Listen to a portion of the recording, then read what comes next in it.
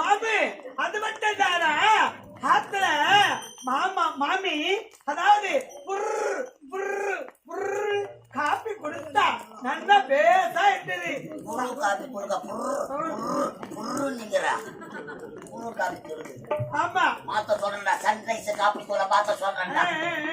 ஆமா மாமா அது மட்டும் இல்ல நல்லா சாப்பிட்டேன் நல்லா மாமி வேலை இட்டா அனைத்தும் செய்துட்டு வந்தேன்.